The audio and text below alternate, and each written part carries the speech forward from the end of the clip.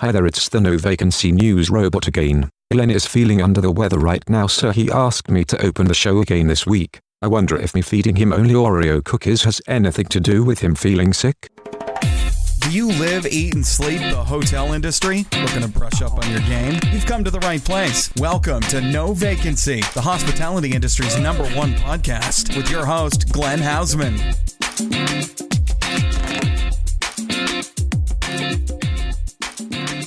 Hey everybody, Glenn here, and I'm so delighted to have you with me once again each and every week here on the No Vacancy podcast. We are just about to hit our 3-year mark doing this show. Man, I cannot believe it is so exciting, especially watching this show build and watching the community really come out and to have folks really rally behind what we are trying to do here, educate, entertain, empower each and every one of you. I'm really excited. Now, I'm sorry I've been a little bit late getting this show out and some other stuff too lately. I'm sorry there, clients. I got myself a little bit sick. I've been on a tear for the last 5 months, traveling all over the United States and parts of Europe as well. And I got to tell you, I think it just kicked my butt. That's right.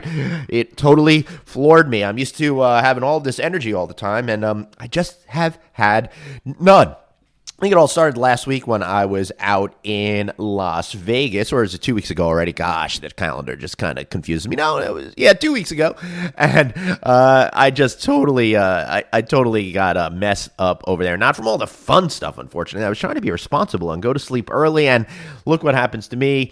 I get paid back for it by getting sick, and this was no ordinary sickness. For those of you who know me out there, I suffer from something called vasovagal, which is like a sudden drop in blood pressure. And every year and a half to 2 years or so, maybe even a year. The last time I had an incident was a year ago.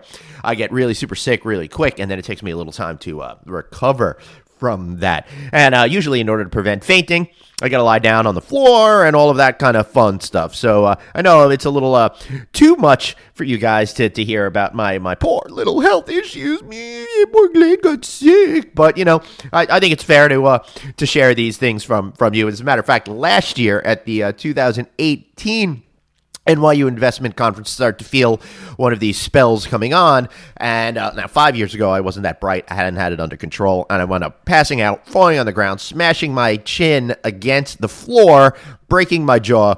Really not fun. Since then, I've gotten a little bit better at not doing permanent damage to myself, but I can read the signs and stuff like that. So taking me back to that 2018 NYU Hospitality Conference, started to feel it coming on.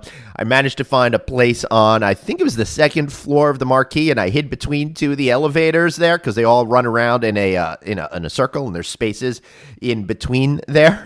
So I wound up lying down in between the two elevators for 20-25 minutes till I felt better. Then I got back in the game. Now here, I was in Vegas, and I was in a major casino resort, and I knew I was going to pass out. Now I could either try to pretend I wasn't and then faint and need EMTs, or I could lie down. I wound up lying down on the ground of a food court right in the middle of a major casino in Las Vegas. And you should have seen me trying to convince all of the security people that all is okay and they don't need to escalate the scenario. So that was a really great time there with me, sweat pouring out of my body, thinking I'm going to faint, having the security guard say, hey, you want us to call EMTs? You can't really lie on the floor, blah, blah, blah, blah, and trying to sweet talk him into letting me be until the spell passed. Well, fortunately, I'm happy to say I managed to do it. Nobody else got involved, and nobody even really knew what was going on over there.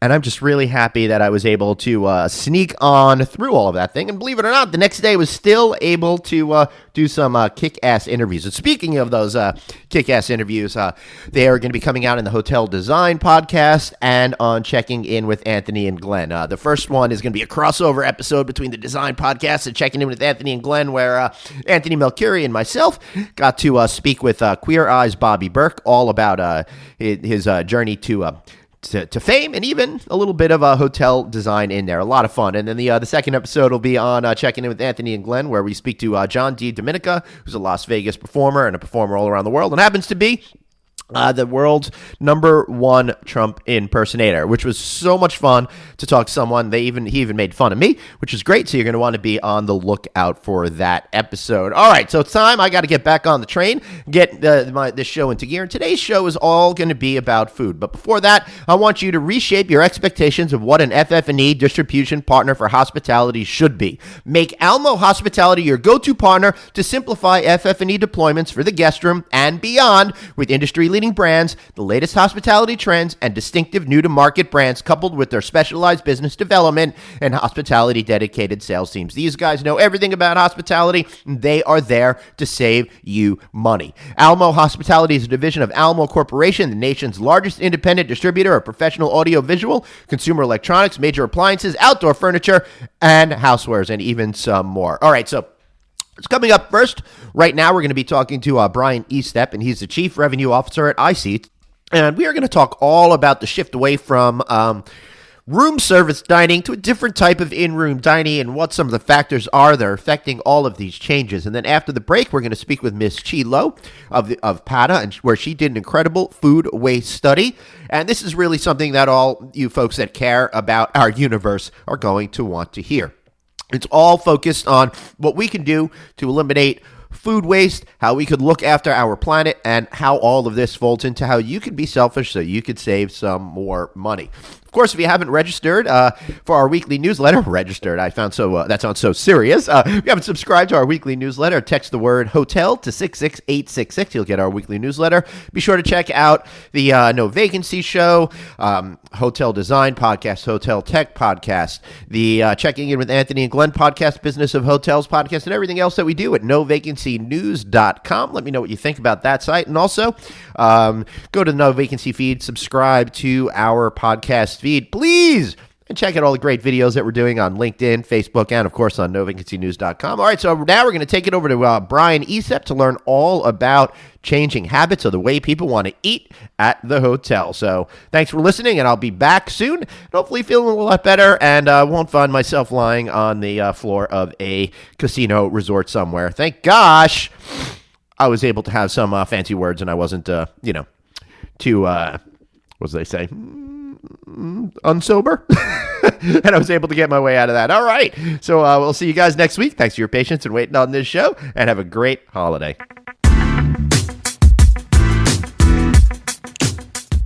All right, so I'm with Mr. Bryan Estep, Chief Revenue Officer with iSeatz, and we're going to be talking today all about the changes that we're seeing when it comes to food delivery, in-room dining, getting dining from outside the location, all of that kind of stuff that you could be thinking of, and where it's headed and where it's come from. I remember back in the day, it used to be the most exciting thing for me as a kid to order that room service and have it delivered. Now, not so much. But we'll see if Bryan agrees with me that the entire universe is on my plan too. Bryan, how are you, sir?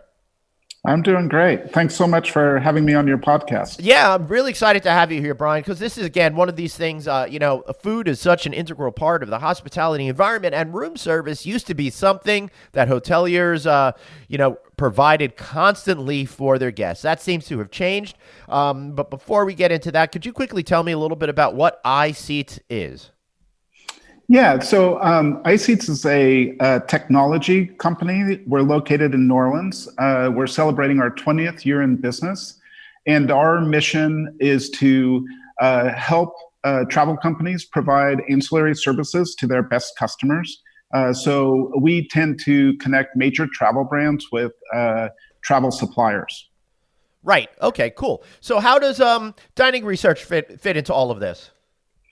Well, we've done a couple of major connections recently within the ancillary, the sets of ancillaries that we manage. So we recently connected IHG, which is one of the top 5 hotel chains in the world, with Grubhub. So they're better able to service their limited service hotels with dining delivery. And just this past month, we connected Wyndham, which is the largest hotel chain now in terms of actual number of hotels with over 9,000. We connected them with DoorDash, which is another of the leaders in the dining delivery. So whenever we get into one of these segments, for example, we provide services in rental car, in tours and activities, within live events. We really like to understand both the nature of supply, kind of the backbone of the industry, but Right. also what consumer demands are. So we'll do a couple of white papers each year, and an upcoming one we have that we've commissioned with Focusrite is called The Future of Room Service. Excellent. Well, thank you for that awesome segue to get us right into this. So what are some of the top level findings that you found in regards to the future of room service? I have a feeling, based on what I'm seeing, what the way I live and the way that my friends and family do stuff, I feel like in-room dining, at least room service, traditional room service is starting to wane. Yeah, that's exactly what we're seeing as well.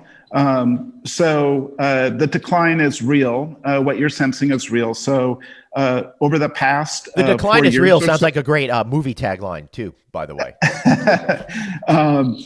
So over the past 4 years, about 4 years ago, the room service was present in about 37% of hotels, and now it's down to 26% just 4 years later. So it really is. It tends to be a cost center for hoteliers, and they're struggling, obviously, to match up their desires to run a profitable business with their desire to deliver great hospitality. And that's where these new solutions are coming up. Right. And I think this makes a whole lot of sense. And I think it's really a benefit for all involved. For those of you who just want to pick up the phone and, get the burger, the turkey club, the salad, whatever. It's usually not that awesome. I would rather, and I think that this kind of sticks with the trends that we're seeing in society, particularly here in the United States, is the whole idea for better dining experiences that are more tethered to the local community. So why not? Exactly. Why not have some of those great experiences, even if you're too tired or too lazy to leave the room? Right, Bryan? Yes.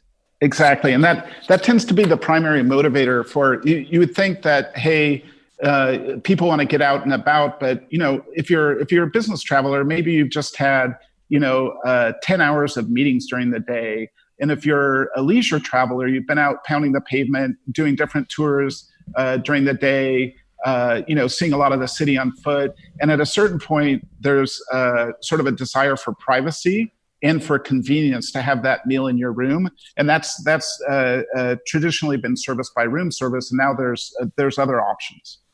Right. And I think that is really the key, the whole idea of other options. You mentioned DoorDash, for example. And what was the other one? I don't know why I'm forgetting it off the top of my head. So the other integration we did was Grubhub with Grubhub. IHG. Right. And then DoorDash with Wyndham. I want to ask you about that sort of thing in the moment in terms of the trends. But before we get to that, I think about when I would be at a select service hotel, I don't know, 10 years ago, before all of these services started, before Uber and Lyft started, I would hope for either there to be a restaurant, a quick serve, or a fast casual restaurant, like within walking distance, like that shopping center down the, across the street or something. So I could just grab something and go back to my room. But what's interesting is you're saying in-room dining in this research that you are putting out in conjunction with Focusrite, in-room dining is used by 2/3 of travelers, but that doesn't mean 2/3 of travelers want to order room service. That just means they're eating in their room. Could you break that down a little bit?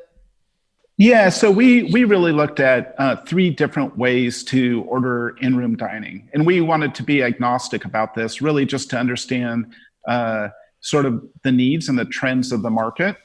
So we looked at in-room dining as provided by room service, in-room dining as provided by dining deliverers, like sort of the big 4 of those are in order of size. Or Grubhub, DoorDash, Uber Eats, and Postmates. And then there's a couple of regional players, Waiter and Caviar as well.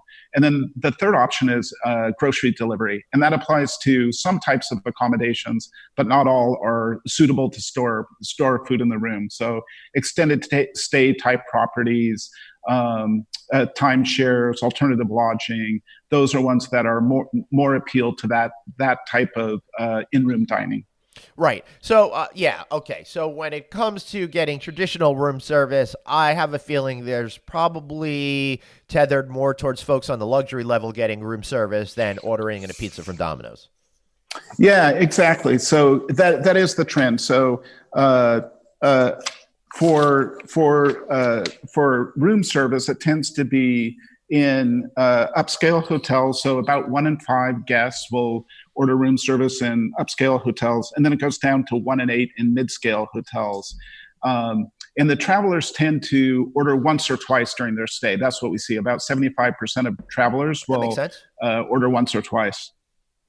Yeah, that makes sense. And you're also seeing almost 50% of business travelers are already using food delivery while traveling, and just over 1/4 of leisure travelers are doing the same thing. So there's no doubt that this is a major trend that's emerging. So I think we've set the case that people's habits are changing. They want to be able to enjoy some more of the local cuisine, even if that local cuisine just happens to be Domino's or any other type of traditional fast food delivery that you can get anywhere around the country. So then tell me this, Bryan, why should hoteliers maybe get involved with some of these services, Grubhub, DoorDash, that you've been partnering, getting partnerships set together? Or why not just have a panoply of menus in the lobby? And why even bother doing any of this? Why not just let the guests just do it on their own? What does helping facilitate that mean to the hotel owners? Yeah, so there's a couple of things to think about here. So one of the when you get into especially these large global chains, which think about like the Marriott's, Hilton's, Wyndham's, IHG, those type of major players. Often they'll have about 80% of their hotels will be limited service. So, limited service started back in the 1980s, and it means they're not even replacing anything. They're just doing their sort of their calling of hospitality, right? They have guests coming into their hotels, and they want to give them a comfortable bed. They want to give them a nice, quiet room. They want to give them now technology, right? Right. And they also want to feed them. They want to make them feel at home. I really feel like the people that I know that are directly in that hospitality sector truly feel that calling of wanting to completely service the guests that are in their hotels. So that's kind of the first factor that we're looking at, and then is just putting service into those full service hotels, and then they're looking to do it in a way that makes business sense for the properties as well. Awesome. So that makes a lot of sense to me on all counts. So where is all of this headed to? Should hotels just try to convince their people to order in food, or should they continue, do you think, at select service hotels, for example, keep trying to up the ante on the types of food that they have and the beverages that they're offering? Maybe there's some sort of mix that they want to achieve. Yeah, I think the challenge is really the sort of economics on it. The food cost itself is not the main challenge. It's usually the labor cost. Yeah, of course. So think about the operational challenges there in maintaining that kitchen, right?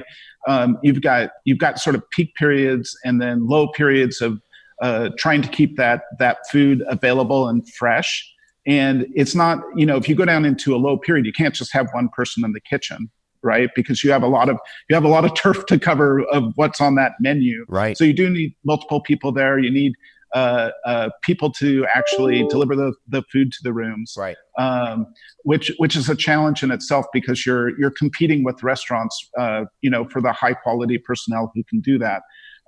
So I think that the higher end hotels will continue to offer the service, and the other types of hotels will continue to find solutions to best service their guests, and then as an organization, best service the franchisees or the hotel owners themselves. Right. All right. So I think just to wrap this all up, what we're talking about today has just been the whole idea of giving more dining options to folks with you in your hotel. You can totally relieve yourself of the cost of having a room service by maybe partnering with some of these other systems, or just letting guests know that it's okay for them to be ordering out. I will end this segment with one quick story. One time, my wife and I, when our 15-year-old boys, who are our twins, were little itty bitty babies, we went to a Four Seasons in Manhattan and ordered room service. But we didn't order room service. We ordered from a cool Chinese restaurant in the area, and they actually packaged it up as if it was the hotel's room service and served it to us all on their plates and dishes and all of that, which was really kind of cool and fun. So room service can still be fun, even if you're partnering with some of these outside groups, and it might make your customers more happy because they're going to be able to have a much more variety of the types of foods that they can eat instead of being stuck with that traditional burger, turkey club, or salad, or chicken wings, or quesadillas that we've seen in every single hotel I think that we've went to. Bryan, any final words from you, sir? No, I think you just nailed it. It's offering quality, it's offering variety, and really offering those local flavors. Here in New Orleans, it's beignets, it's mufaladas from Central Grocery. It's having all of that available and really enhancing the traveler's experience, as well as meeting their specific needs of how they want to dine. So I think it's a very exciting development. Yeah, it certainly is. So I want to thank Bryan for being here, and we'll be right back after this commercial message with another great segment related to food, but I'm not going to tell you which it is right now. So check our show notes, and we'll be right back after this message. Have a question for your host, Glenn? Tweet him now at Traveling Glenn. No Vacancy, the hospitality industry's #1 podcast. We'll be right back. Hey everybody, Glenn Hausman here. There's been a lot going on at Red Roof lately. You know it, I know it, and with the introduction of their soft brand, the Red Collection, and their extended stay option, Hometown Studios by Red Roof, the world knows it. But listen, we'd be remiss if we overlooked the Red Roof brand itself. After all, Red Roof consistently offers one of the highest RevPARs in the economy segment, and has been voted best budget hotel brand by USA Today readers 3 of the past 5 years. They're careful to make sure standards reflect guest expectations, are fully tested and well priced. That's because they manage about 20% of the system, meaning they have skin in the game just like their franchisees.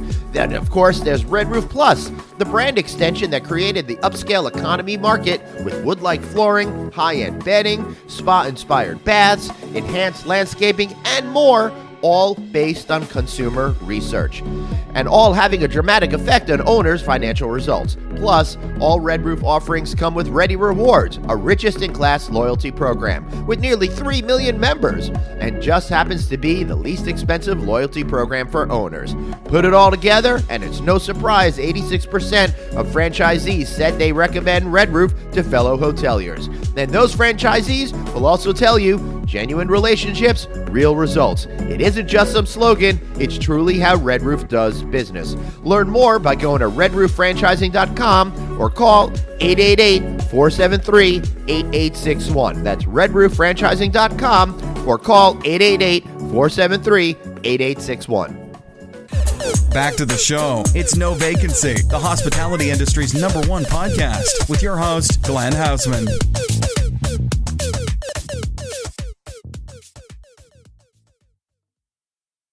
Hey everybody, welcome back to No Vacancy Podcast. Glenn here, and today I want to talk a little bit about sustainability. And one of the issues that we're seeing is as our population continues to grow, the issue of food waste seems to be becoming much more paramount. Everyone talks about us not having enough food to feed our global population, but the fact is we're wasting tons and tons and tons. I think something like 13 billion or 1.3 billion tons of food a year, which is absolutely astounding. I just think about the amount of food that's being thrown out my grocery grocery store alone, let alone thinking about what's being lost in hotels and restaurants all around the world. So I wanted to talk today a little bit about this issue and what could possibly be done with it. So I brought in Ms. Chi Lo. She's a sustainability programming partner for Pacific Asia Travel Association. You may know them as PATA, and she's been working on a report all about this particular issue. So, Chi, how you doing today?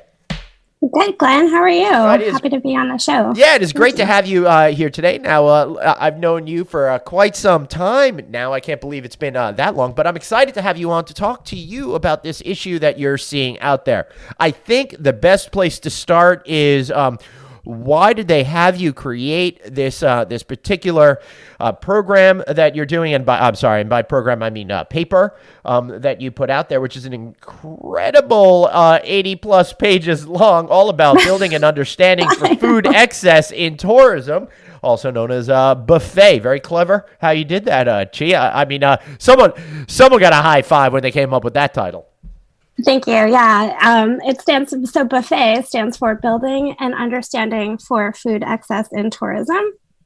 And it's a campaign that we've launched, that PATA launched at the beginning of 2018. It started with a toolkit, and we realized really that in developing the toolkit, there really wasn't that much available in terms of literature on what is currently being done in the hospitality and tourism industry in the Asia Pacific region. And so that's really why we did the report. Excellent. So that makes a whole lot of sense to me. So I think the best place to start is, what is the big takeaway and why do you think it's so important? Well, it's really important because, you already mentioned that 1.3 billion tons of food is wasted every year. It's lost or wasted. And 1/3 of food produced for human consumption globally is lost or wasted. Unbelievable. And so, when there's over 800 million people. I feel like the statistic always changes. I know. The one here I have from the United Nations is 120 million people around the world. Up to 11% of the global population is suffering from chronic undernourishment, which is absolutely incredible and hard to believe being here in the United States where, food is just all over the place. And to the degree that we have easy access to food makes us forget, I think, that there are places in the world that have trouble with food supply when we have such an insane overabundance and are wasteful when it comes to our food. Well, absolutely. And so, I mean, not just elsewhere, but even in the U.S., there's very true. The statistic I have is 41 million hungry people, 13 million of which are children. Wow, that's incredible. And what we're talking about there is either hunger or food insecurity, like you're not sure where your next meal is going to come from, correct? Correct. And so in the U.S., that's 63 million tons of food waste, 40% of that coming from retail. And so that 40% is really what, partially what we're responsible for as an industry.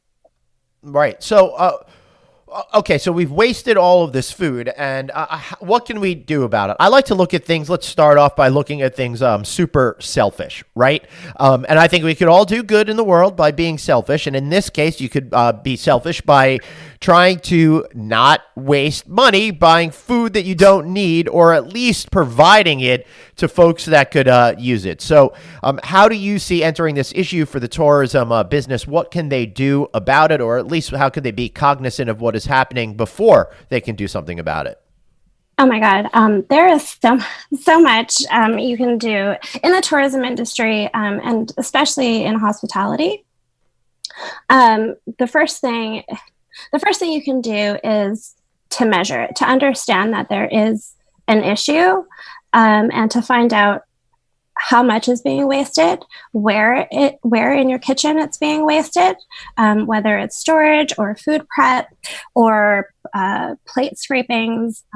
You can find out a lot by doing a quick audit of these areas in your F&B establishment. So what are some of the most common places that this is happening? I like what you said, food scrapings. Is that because perhaps portions are way too large, I believe. I don't, and now listeners, don't give me crap on this one, but I think, I don't have the exact statistic in front of me, that food portions have more than doubled in size since my lifetime, since I made my debut in 1970. I don't know the exact statistic on where. I think it also depends on the restaurant. But plate scrapings is a big one. By learning about the portion sizes, maybe it could be that your guests don't like the food, or if it's a buffet, we see a lot of in Asia and in Vegas, to give some messaging about food waste to your customers, so that they can also be aware and understand that this is an issue. Right. It could just be an awareness thing. Yeah, it really just might be. And I think in Las Vegas, I've seen more of a shift for buffets and at events, instead of having giant vats of food, to have single serve portions, which I think helps keep that under control and gets people to only take what they need. Another tip might be maybe smaller plates, so people have a tendency to just fill up all that white space on the plate. If you make them smaller, they won't have to take as much food. Yeah, totally. Smaller plates, smaller serving vessels, pre-apportioned sizes, and condiments. If it's a la carte, it could be different portion sizes. So half sizes, kids' choices, small, medium, large. All minimizing free starters, which I know is probably not very popular. I'm freaking out right now, but I want to hear more. Well, or at least encouraging guests to doggy bag, which in some places in Asia we found that that's really not something that people do. The term itself, came from the idea that you take the food home to feed your dog. Right. So yeah, but changing that and helping people know that sometimes it's better the next day. Right. Yeah. Yeah, for sure. What about one issue that I see maybe behind the scenes is just buying too many ingredients and not having and not thinking enough about cross-utilizing some of those ingredients in dishes. Is that an issue? Yes. So that kind of comes under the umbrella of prevention. Some of the tips include, optimizing procurement and managing your inventory properly, stock control and purchasing, forecasting, using the numbers that you have historically to understand where your greatest demand is, where you're going to have more covers than other times, ordering through a single supplier, going through your menu and kind of thinking about, well, if I have a carrot, what can I do with the different parts of the carrot? Do I actually need to peel the carrot? Maybe not. Can I use the top of the carrot as a garnish?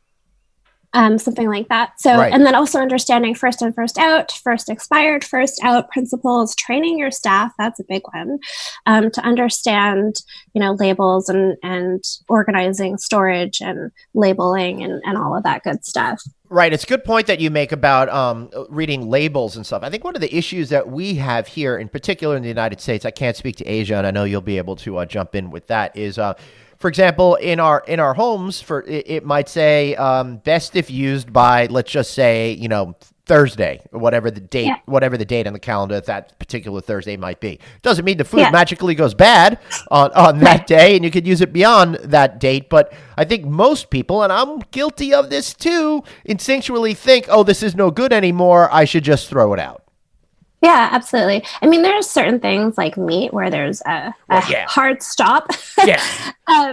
But things like, yogurt, that's good for, Best Buy is generally a suggestion. The manufacturer is telling you that the quality is, or maybe the taste is best by this date. Doesn't mean that it's unsafe to eat after that date.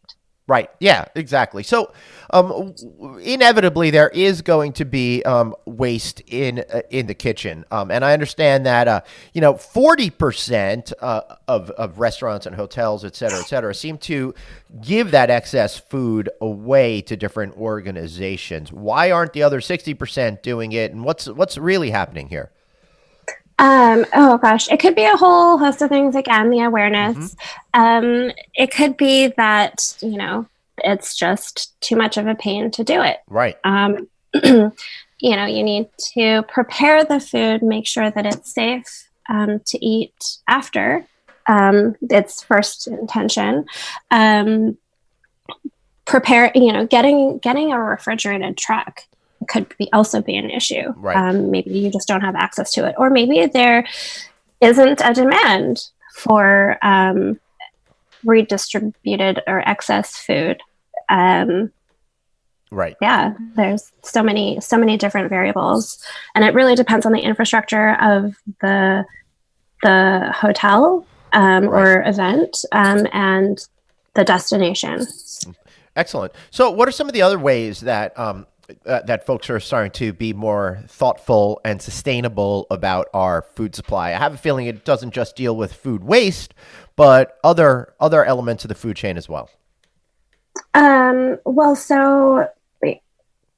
think your question is maybe other ways to. Yeah. So composting is a big one. Using different technology to get rid of waste in a way that's not just hauling it to landfill. So it could be installing like a food waste digester. It could be, composting on site, composting off site. In Asia, one of the popular ways to do it is to either give or sell food that is not fit for human consumption to piggeries, to farms. And so that kind of closes the loop. It gives, either you're creating a market and you're creating extra income for yourself by selling this unwanted stuff to a farm, which then will use it, or you're just giving it to them, and that's a benefit for the community as well. And so the pigs eat it, and then the pigs become our food. Yes. And so it's kind of this beautiful cycle. I do like that, and I know the pigs are super happy to be eating better than I do a lot of times. But one other thought that I had, so I mentioned cross utilization of products, and you came up with some great ideas. But what about not buying excess to begin with? Are people starting to get smarter about the amount of food they need to purchase for their restaurants or hotel restaurants or catering facilities or whatever it might be? And maybe technology can help with that in some way. I'm not sure if you know, but I'm curious to what you think. So I'm not sure if I can answer this question because this is the world that I live in. Right. And so I see this and I'm so hopeful. Yes, there are people that are doing things, but I am not sure. I hear all of the good stuff and some of the bad stuff, but I don't hear as much of what is in between. So yes, I think that they are doing that restaurants or catering facilities, event venues, hotels, yes, they are doing this. I think that they're getting smarter about it. I think that people are definitely waking up to it, but I think that there is still a lot to be done, and there's so much opportunity to be taken. Right. So if people want to get more conscientious about lowering the amount of food waste that they have, what are some of the initial steps that you think that they should take? Measuring their food waste and understanding where it's coming from. That's one. Organizational buy-in. So, maybe you are somebody that is environmentally or socially minded within your organization, but your leadership isn't really quite there yet. How do you convince them of that? Well, the business case is very strong. Some of the statistics that we've already talked about, make a very good case. I've heard also up to, for every dollar spent on food waste prevention strategies, up to 14 times return. Wow. Can be seen. I think it ranges between 5 and 14 times, but still, that's a lot. Yeah, and here's an interesting statistic that you provided me. If every hotel in Asia Pacific donated its excess food, we could provide 208 million more meals to people in need. That is absolutely astounding, and I really think it just shows what one region of the world is experiencing there. Yeah, so just looking at what a few hotels. So that was kind of a fun statistic. We did a project with a food access redistribution organization in Bangkok called Scholars of Sustenance. And so we had a few hotels sign up for this project, and based on what they were able to save and redistribute, and looking at the number of rooms, we did a little math and came up with this figure, and it's crazy. Like, if this could be done, if every hotel could do this, I mean, imagine the impact we could make. Imagine how much money we could save. Imagine how many people could be fed. Right. So people want to get involved. What can they do now? Of course, you want to get them to take a look at this incredible document that you put together, which again is called Buffet, Building an Understanding for Food Excess in Tourism. So how can people get access to this? What kind of programs do you have out there? What is your overall goals with this particular report that you put out? So they can access it through the PATA store. It's on www.pata.org, and then there's a link to the store, and then you can find the buffet report there. It is complimentary, so it's free and available to anybody that is interested in downloading it. Awesome. And then what was the rest of your question?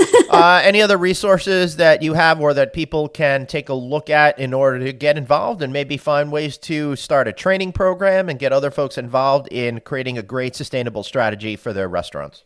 Yeah. So we also have a toolkit that's available on the PATA website. So that kind of looks at, so there's the website itself, and it kind of gives you a few quick tips. The toolkit is the full version of what is on the website. In the US, WWF is doing some amazing things. It's hotelkitchen.org. And they have some really great case studies on there as well. The other thing you can do is kind of, locally look at, well, what organizations are available to partner with to redistribute the food. Yep. They're everywhere. I think all you need to do is type in food bank near me in Google, and you will find lots of opportunities to help out. Some of these organizations are super large, super big. I think of 3 Square in Las Vegas, which does a great job down there. And there's a lot of great organizations all around the country and around the world that are going to help you put that food to good need, get it into the hands of people that could really use it. So do your part, and think about helping them with childhood nutrition. A big chunk of these people that need food or food insecure, as we said at the beginning of this, are children. So any other shameless plug that you want to give out there, Chi? So I am going to be going off on my own, starting my own consultancy, doing sustainability coaching and content development. Awesome. So you can find me at www.sustainability.com, chisustainability.com. So I am so passionate about sustainable tourism and these issues, and I just want to help people. I'm a firm believer that you just need to get started. You need to do something, and you just need to take action like now. Those statistics that the UN has put out really legitimately scare me. So I think now is the time. And if you don't do it, then people are going to notice. Yeah, absolutely. And quite frankly, we've got over 7 billion mouths to feed, over 21 billion meals a day. And the only reason why people are still able to eat into such abundance where we have this food is because of techniques that have allowed us to grow more food per acres and factory farming and all of that kind of stuff. So it would be great if we could start to get away from that by not wasting food to begin with.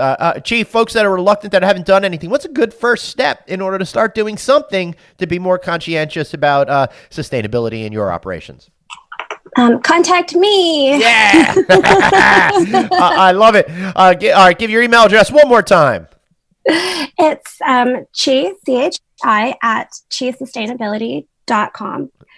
Beautiful. I love it. I want to thank you for being here today. And remember, everybody, it's up to you to make a difference. We're all in this together, right? It's your triple bottom line, people. Right. Absolutely. So, let's think back to the 1980s. We are the world. We are the children. So let's make a brighter day and start saving some food over there. All right. We'll be back next week with another great show. And be sure to join our family of shows. Check us out. If you aren't already a subscriber, you can find the No Vacancy feed on iTunes, on Google Play, and wherever else you want to get your podcasts. Also find us at novacancynews.com. And finally, just drop me a line anywhere on social media at Traveling Glenn. So I'll be back next week. That is, unless I decide to stroll up to the buffet and start yelling at people for taking too big portions. Thanks all. See you next week. Thanks so much for listening to No Vacancy, the hospitality industry's #1 podcast, with your host, Glenn Hausman, online at rouse.media, on Twitter at Traveling Glenn, and on Facebook.com/Glenn.Hausman. We'll catch you next time.